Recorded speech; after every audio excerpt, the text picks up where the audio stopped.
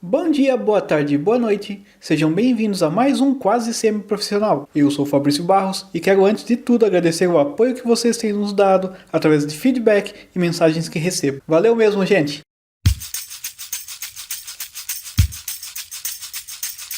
E hoje quero continuar o assunto do último vídeo, começando a falar sobre um tipo de deck de Commander. Bem, não só de Commander, mas como o nosso foco aqui é o Commander, então, ok, continuando. Um deck que eu acho interessante que são os decks Control, ou abre aspas, os decks chatos que seguram o jogo quase infinitamente e ganham jogando sozinho no fim das contas, fecha aspas. Lembrando duas coisas aqui, o roteiro desse vídeo estará disponível como postagem no blog, e segunda coisa é que qualquer definição que eu disser aqui não é algo realmente definitivo e nem uma verdade absoluta, mas sim minha visão sobre um tipo de baralho. Feito o disclaimer, bora falar um pouco sobre controle. Pergunta 1. Não haverão outras perguntas, mas tudo bem, pode ser essa 1. Controle quer dizer ser chato do começo ao fim do jogo? Resposta: não necessariamente. Assim como qualquer outro baralho, esse estilo de jogo geralmente é montado em cima de uma ideia de como vou vencer o jogo, e os decks Controls priorizam a maneira de se ganhar o jogo, montando seus combos ou suas jogadas de maneira de preparar o terreno para o grande finale. Eu mesmo já vi decks de controle que estavam suportando toda a mesa,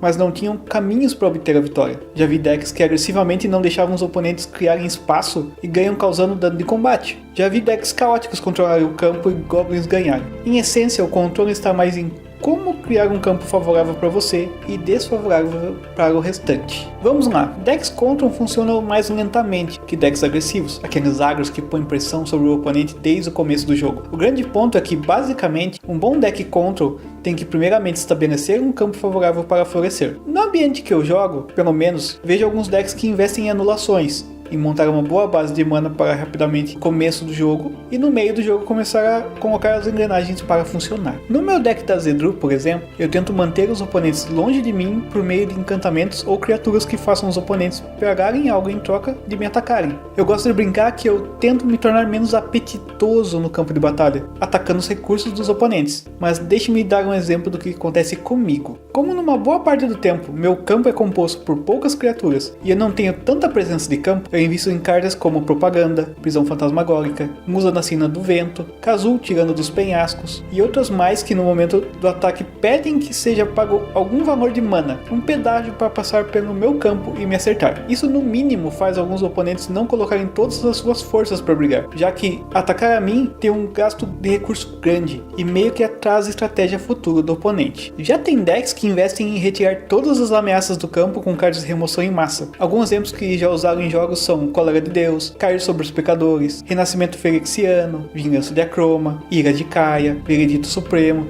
e muitos mais que não lembro agora, mas provavelmente esteja colocando aí na tela para vocês verem. Tá ok, bacana, mas por que de tudo isso? Pra que tudo isso? Impedir a movimentação dos oponentes ou reduzir as ameaças ou recursos deles são em certa forma um ganho de tempo para que sua estratégia aconteça. Tem decks de controle que vão segurando os avanços inimigos enquanto compram várias cartas e procuram peças e combos esses que acabam com o jogo caso se concretizem. Outros definham as criaturas oponentes para que, com o campo sem riscos, trazer suas próprias criaturas e iniciar ataques potentes daí em diante para ganhar o jogo. Então, decks Control basicamente tentam criar um campo favorável para que possam fazer seus combos, ou chegar numa condição específica de vitória, ou mesmo descer criaturas que pendam o equilíbrio do jogo para o lado deles, e para isso tendem a investir em mais de uma carta com funções semelhantes. Talvez você queira fazer seus artefatos custarem mais barato, coloca várias cartas que diminuem o custo delas, ou mesmo replicar algum efeito que drena a vida dos oponentes. Resumindo, você cria redundância usando cartas que tenham habilidades parecidas e que possam aparecer com mais frequência em suas compras durante o jogo, garantindo um pouco mais de consistência na sua estratégia. Um exemplo legal é o Artista do Sangue. Quando ele ou outra criatura morre no campo de batalha, ele causa um ponto de dano no oponente e você ganha um ponto de vida. Mas existem outras cartas que fazem coisas parecidas e que podem entrar num baralho com essa ideia, como o Degolador de Zulaporte ou a Celebrante Cruel. Veja que no Commander você tem uma chance em 99, parênteses aqui, sim 99 porque o comandante sempre vai estar disponível na zona de comando, na melhor ou pior das hipóteses, fechamos parênteses. E, voltando,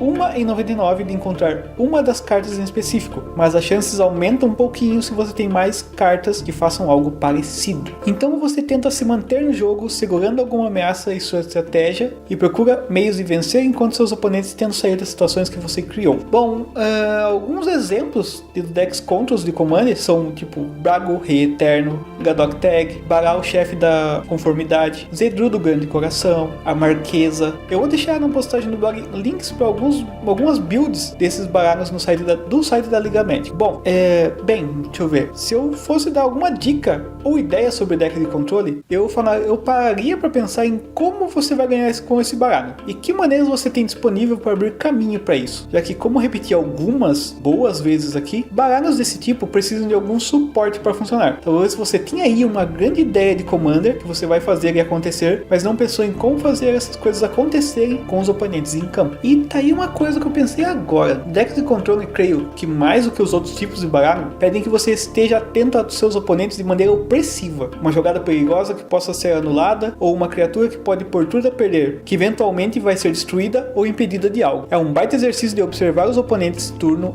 a turno. Por enquanto é isso então. Lembrando do que eu disse no começo do vídeo, essa definição de deck de controle não é algo definitivo. Você pode ter ambientes de jogo que fazem controle de outras maneiras e até com a força de um deck agro, colocando pressão na mesa com ataques, por exemplo. Então, mais uma vez, muito obrigado pela sua atenção. Se gostou do vídeo, quer mais disso, comenta aqui embaixo. Se achou a explicação confusa, comenta aqui embaixo. Se não é nada disso e sua opinião é totalmente diferente, comenta aqui embaixo. E compartilha o vídeo. Eu, pessoalmente, acho que isso, em certa maneira, é mais interessante que o like. Se quiser deixar o like ou dislike, fica tranquilo. Agradecemos sempre todo o apoio de vocês. Sejam bonzinhos, bebam água, façam exercícios e, quando dispostos, deem bye.